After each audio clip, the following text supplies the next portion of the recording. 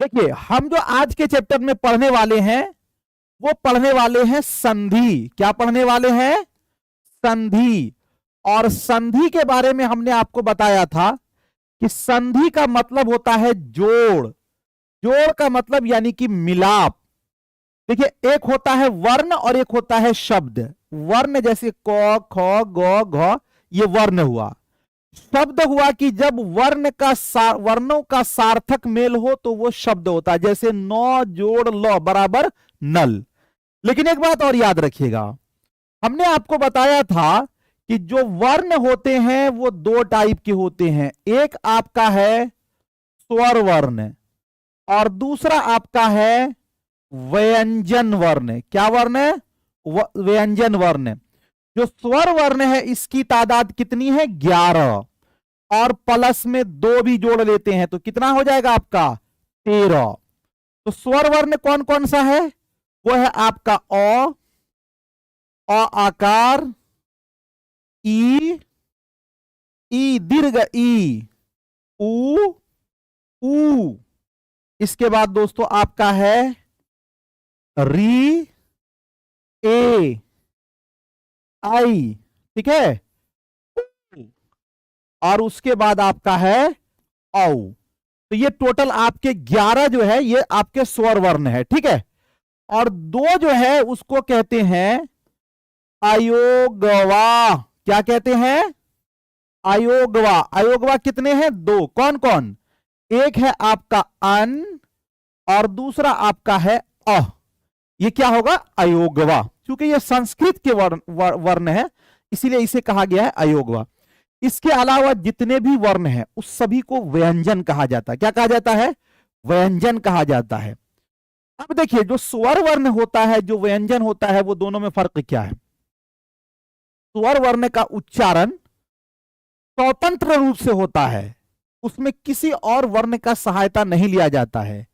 लेकिन जो व्यंजन वर्ण होता है उसका उच्चारण स्वतंत्र रूप से नहीं होता, यानी उसमें स्वर वर्ण की सहायता ली जाती है। स्वर वर्ण की सहायता ली जाती है।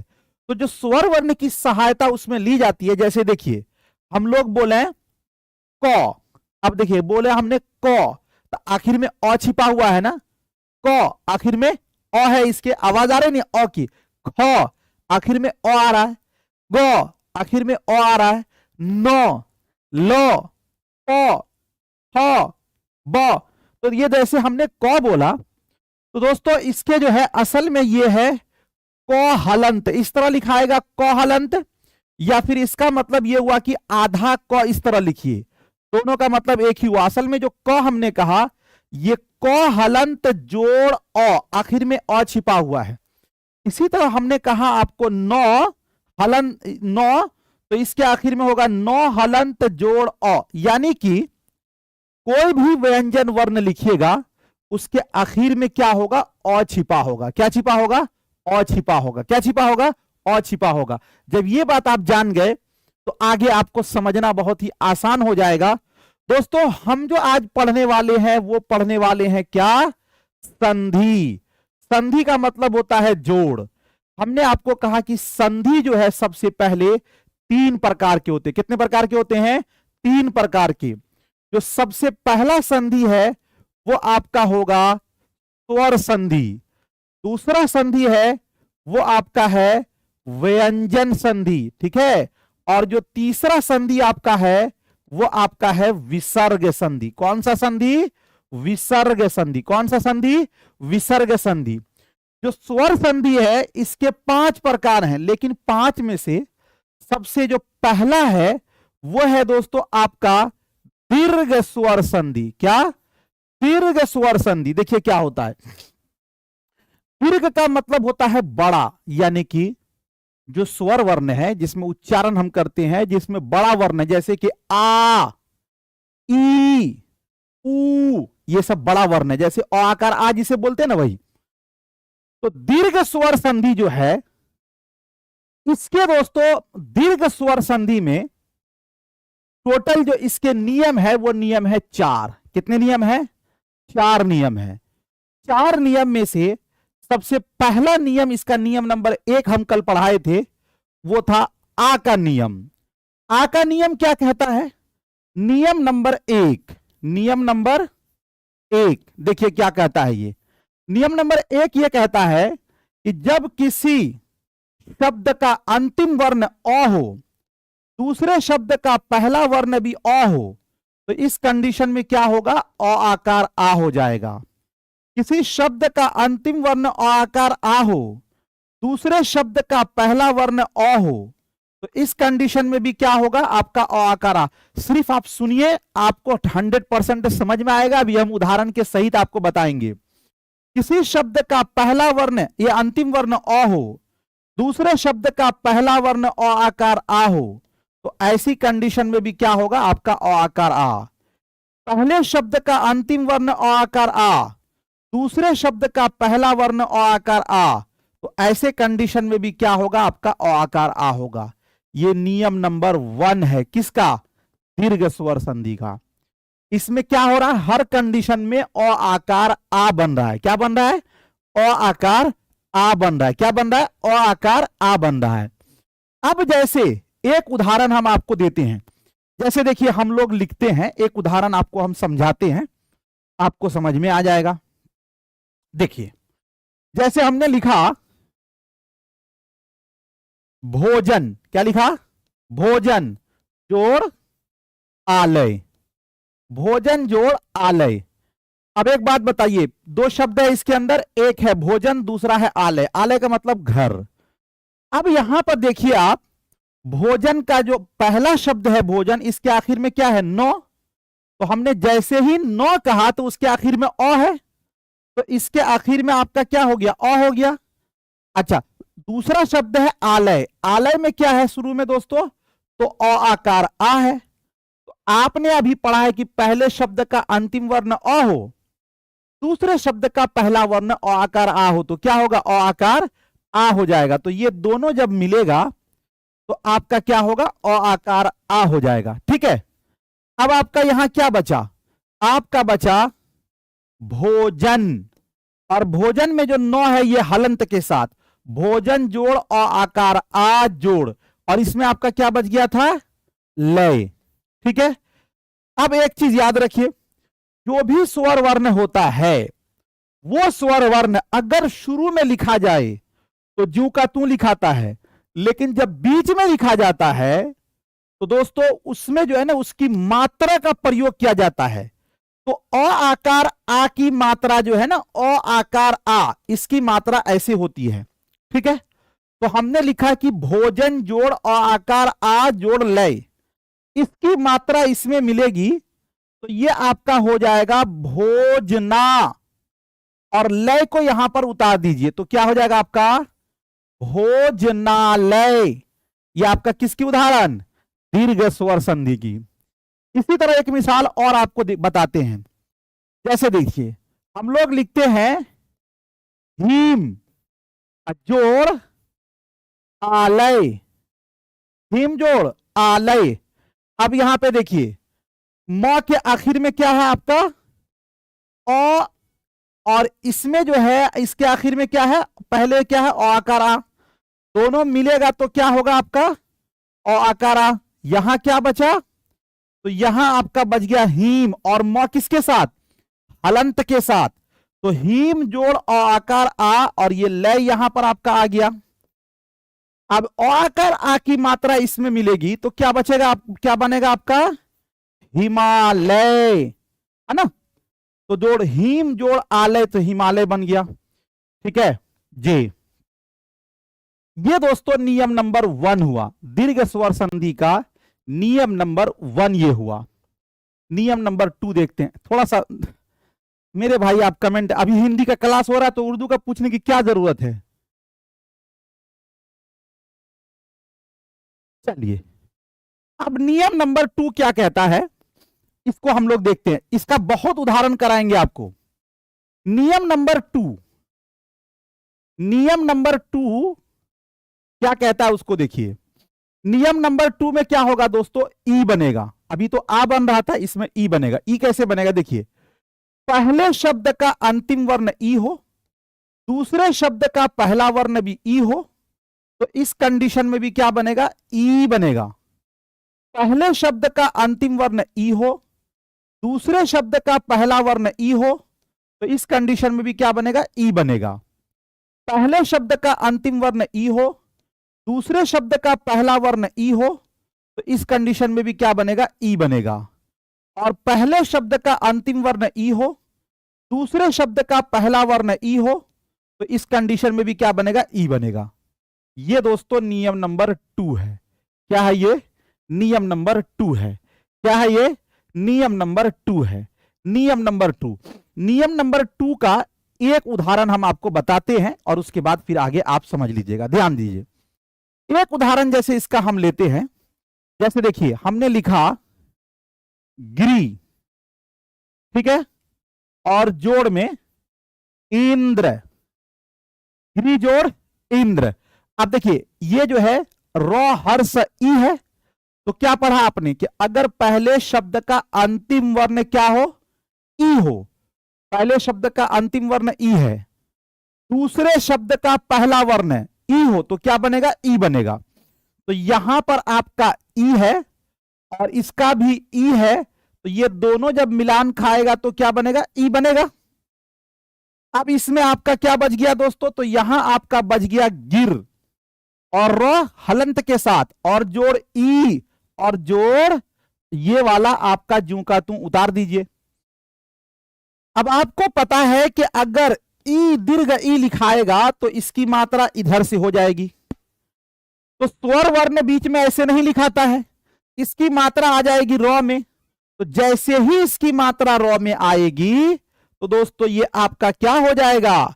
इसकी मात्रा जैसे ही रॉ में आएगी तो ये आपका हो जाएगा गिरी, है ना? गिरी। और ये वाला आपका ऐसे का ऐसे ही उतर जाएगा, तो आपका क्या बन जाएगा? गिरीन्द्र। क्या बनेगा दोस्तों? गिरीन्द्र। क्या बनेगा? गिरीन्द्र। क्या बनेगा? गिरीन्द्र। ये एक उदाहरण आप देख लिए जी, समझ गए? तो नियम नंबर 2 आपका क्या है? ई का नियम है। नियम नंबर 2 क्या है? ई का नियम है। नियम नंबर 2 ई का नियम। अब नियम नंबर 3 देखते हैं, दीर्घ स्वर संधि का। दीर्घ स्वर संधि का नियम नंबर 3 पहले आप देख लीजिए ना, उसके बाद तो हम प्रैक्टिस बहुत ज्यादा करा देंगे। नियम नंबर 3 ये कहता है कि पहले शब्द का अंतिम वर्ण ऊ हो, दूसरे शब्द का पहला वर्ण ऊ हो, तो इस कंडीशन में क्या बनेगा? ऊ बनेगा। पहले शब्द का अंतिम वर्ण ऊ हो, दूसरे शब्द का पहला वर्ण ऊ हो, तो क्या बनेगा? ऊ बनेगा। पहले शब्द का अंतिम वर्ण ऊ हो, दूसरे शब्द का पहला वर्ण ऊ हो, तो इस कंडीशन में भी ऊ बनेगा। और पहले शब्द का अंतिम वर्ण ऊ हो, दूसरे शब्द का पहला वर्ण ऊ हो, तो इस कंडीशन में भी ऊ बनेगा। यानी नियम नंबर 3 किसका है मेरे भाई? तो नियम नंबर 3 है ऊ का, कि ऊ कैसे बनेगा। ठीक है, ये नियम नंबर 3 है।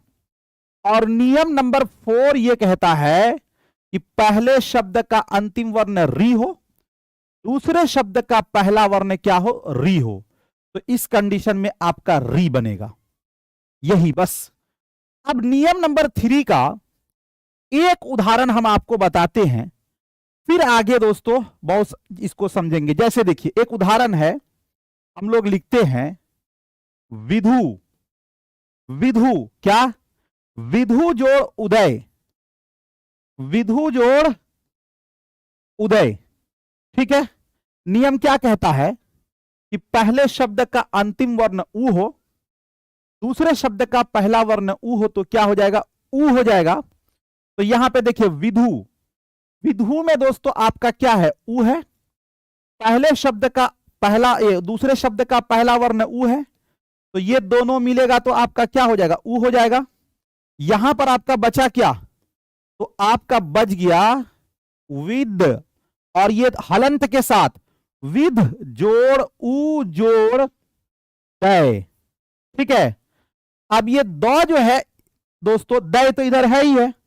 ऊ की मात्रा आपको पता है कि जब ऊ ऐसे लिखाएगा तो इसकी मात्रा ऐसे होगी, और ये अपनी मात्रा इसको दे देगा, तो जो हलंत वर्ण है वो पूर्ण रूप से हो जाएगा।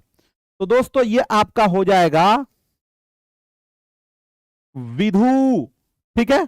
और ये वाला आपका यहां आ जाएगा तो क्या हो जाएगा, विधुदय। क्या हो जाएगा, विधुदय। वीडियो रुक रहा है क्या, नहीं वीडियो नहीं रुक रहा, आपके यहां कमेंट दिक्कत होगा। विधुदय क्या हो जाएगा, विधुदय क्या हो जाएगा मेरे भाई, विधुदय। तो कितने नियम हम पढ़े दीर्घ स्वर संधि का, दीर्घ स्वर संधि के सब पढ़ चुके, हमें अभी ये करना है, उदाहरण बताना है।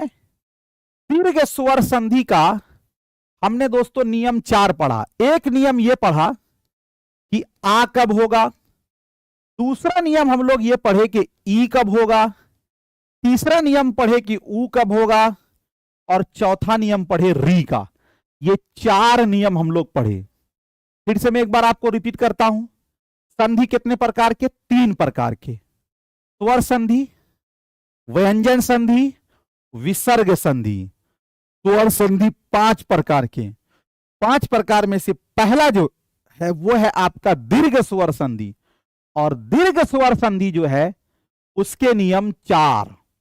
पहला नियम आ का, दूसरा नियम ई का, तीसरा नियम ऊ का, चौथा नियम री का। फिर से एक बार देखिए, दीर्घ स्वर संधि के नियम कितने हैं, 4। पहला आ का, दूसरा ई का, तीसरा ऊ का, चौथा री का। ये 4 नियम है। चलिए, हमें लगता है यहां तक दोस्तों किसी को कोई दिक्कत नहीं हुई होगी। अब आगे आपको नियम सिर्फ फिट करना है और आपको बनाना। मेरे भाई जो लोग यूट्यूब पे देख रहे हैं, एक बार वीडियो को लाइक तो कर दें, कि आपके एक लाइक से कम हमें मोटिवेशन तो मिलेगा। अब एक एक करके हम नियम को फॉलो करेंगे और बहुत सारा उदाहरण बताएंगे, और इस पर जो है ना कुछ आपको होमवर्क भी दूंगा, उसको आप कॉपी पर ट्राई कीजिएगा। आप कितनों न भी जानते हैं, कुछ भी आपसे बन जाएगा। देखिए, चलिए देखिए, सबसे पहला देखिए, पहला आपका है अधि जोड़ अंश। ये इसको छोड़ दीजिए, ये वाला जो है ना जी, अधि जोड़ अंश, ई और आ मिल रहा है इसके अंदर, इसको छोड़ दीजिए, इसको छोड़ दीजिए। ये वाला देखिए, दूसरा को देखिए, क्या है आपका अन्न जोड़ अभाव। अन्न जोड़ अब, अरे री का भी बताएंगे, क्यों टेंशन ले, री का बता रहे हैं जी, री का बताएंगे, अभी रुकिए ना, री का ही पहले बता दें। चलिए री का ही देख लीजिए। री का दोस्तों आपका एक नियम री का भी है ना, कि री री मिलेगा तो क्या बनेगा, तो आप देखें, एक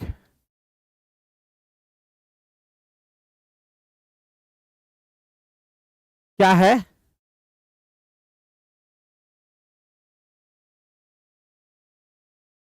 मातृ अजोड़ त्रिन। री री मिलेगा तो क्या बनेगा आपका, री बनेगा। और यहां पर आपका क्या हो गया, मात जोड़ री और जोड़ नौ, है ना। अब ये वाला री इसमें मिल जाएगा तो आपका बनेगा मातरिन, बन गया। ये आपका री का उदाहरण है, ठीक है।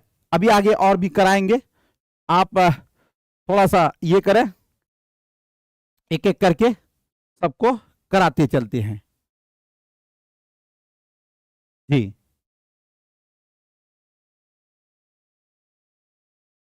जी, अब पहला उदाहरण है आपका, यहां पे लिखा हुआ है अन्न जोड़ अभाव। अन्न जोड़ अभाव, अन्न में आपको पता है कि अ है छिपा हुआ, और यहां भी आपका अ है अभाव में। दोनों अ मिलेगा तो क्या होगा आपका, अ आकार आ हो जाएगा। ऊपर क्या बचा आपका, तो दोस्तों ऊपर आपका बचा 9, और फिर ये वाला भी 9 हलंत है, ठीक है। जोड़ और आकार आ, और ये भाव को ऐसे उतार दीजिए, तो भाव ऐसे ही उतर गया। अब इसके अंदर आप देखेंगे तो आपको ये मिलेगा, क्या मिलेगा, कि ये आकार आ जो है अपनी मात्रा इसमें देगा, तो ये हो जाएगा आपका अन्ना, और ये हो जाएगा आपका भाव। अन्नाभाव। ये दोस्तों किसका उदाहरण है? दीर्घ स्वर संधि का। किसका है? दीर्घ स्वर संधि का। ठीक है, पहला उदाहरण। अब दूसरा देखिए आप। दूसरा आपका है, देख सकते हैं यहां पर, अन्य जोड़ अन्य। अन्य जोड़ अन्य। अन्य जोड़ अन्य में आप देखेंगे तो आपको मिलेगा कि यहां पर क्या है? आपका अ है। अन्य के भी शुरू में क्या है? आपका अ है। दोनों अ मिलेगा तो क्या हो जाएगा? आपका अ आकार आ हो जाएगा। यहां क्या बचा दोस्तों? तो आपका बच गया अन्य, लेकिन य जो है हलंत के साथ, और जोड़ यहां इसका अ तो नीचे आ गया है, तो ये आपका नो य, ये बच गया।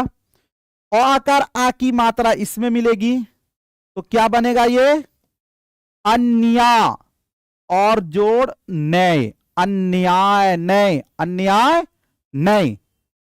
अब इसी तरह आप ये वाला देखेंगे तो अर्थ जोड़ अंगिनी, अंगिनी है ना। अर्थ में क्या है? अ है, और अंगिनी में भी क्या है दोस्तों? अ है। ये दोनों मिलेगा तो क्या होगा? आपका अ आकार आ हो जाएगा। यहां पर आपका क्या बचा दोस्तों? तो ये आपका बचेगा अर्थ में, लेकिन थ जो है हलंत के साथ, अ आकार आ जोड़ गिनी, है ना। अब ये जो है अ आकार आ इसमें मिल जाएगा तो आपका हो जाएगा अर्था गिनी, अर्था गिनी बन गया। ये आपका दीर्घ स्वर संधि का उदाहरण है। और भी ये जैसे एक और उदाहरण देख लेते हैं। ये सब आपको होमवर्क में दे दिया जाएगा। जैसे देखिए, देह जोड़ अंत। देह जोड़ अंत में इसमें आप देखेंगे तो अ छिपा हुआ है। यहां पर भी आपका क्या है? अ है। ये दोनों अ मिलेगा तो क्या होगा? अ आकार आ हो जाएगा। बचा आपका ऊपर में क्या? तो देह, और ह जो है हलंत के साथ, जोड़ अ आकार आ, और इसका चूंकि अ तो नीचे आ गया है, ये आपका ऐसे ही रहेगा। अब इसकी मात्रा इसमें मिलेगी तो आपका हो जाएगा देहांत। क्या हो जाएगा? देहांत। क्या हो जाएगा? देहांत। क्या हो जाएगा?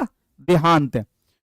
उसके बाद जैसे आप यहां पे देखिए, एक उदाहरण और है, धन जोड़ अर्थी। यहां पर भी आपका अ छिपा हुआ है 9 में, और ये भी आपका अ है अर्थी में। दोनों मिलेगा क्या होगा? अ आकार आ हो जाएगा। बचेगा क्या? तो दोस्तों धन जोड़ अ आकार आ जोड़, है ना। अब ये जो है इसकी मात्रा इसमें मिलेगी तो आपका क्या हो जाएगा? धना। और ये जो है आपका ऐसे लिखा आएगा तो ये हो जाएगा धनार्थी, धनार्थी, धनार्थी, धनार्थी। उसके बाद ये आपका हो जाएगा धर्मार्थ। इसको भी कर सकते हैं आप। जैसे कि इसके आखिर में अ छिपा हुआ है, इसके आखिर में अ छिपा हुआ है, दोनों मिलेगा तो क्या होगा? अ आकार आ होगा। ऊपर में क्या बच गया? धर्म, लेकिन मो हलंत के साथ, जोड़ अ आकार आ, और ये भी ऊपर में रेप हो जाएगा। ठीक है, ये इसका, इसकी मात्रा इसमें मिलेगी तो ये आपका हो जाएगा धर्मा, और ये भी आपका थ है तो क्या हो जाएगा? धर्मार्थ, है ना। उसके बाद और भी देख लीजिए, एक उदाहरण और है। जैसे पर जोड़ अधीन। पर में र में आखिर में अ है, यहां पर भी अ है। दोनों मिलेगा तो क्या हो जाएगा? अ आकार आ हो जाएगा। ऊपर में बचा क्या? पर, जोड़ अ आकार आ। ये धीन को ऐसे ही ले जाइए। ठीक है, इसकी मात्रा इसमें मिलेगी तो क्या हो जाएगा? परा, और ये आपका हो जाएगा धीन, है ना।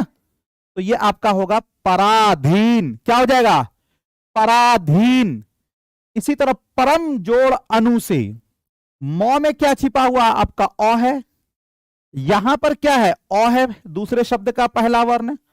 दोनों मिलेगा तो क्या होगा? अ आकार आ हो जाएगा। ऊपर में बचा क्या? परम, मो हलंत के साथ, जोड़ अ आकार आ, जोड़ नू, है ना। इसकी मात्रा इसमें मिलेगी तो हो जाएगा पर, और ये हो जाएगा मो आकार मा, और ये आपका ऐसे लिखा जाएगा तो हो जाएगा परमाणु। क्या लिखाएगा? परमाणु। क्या लिखाएगा?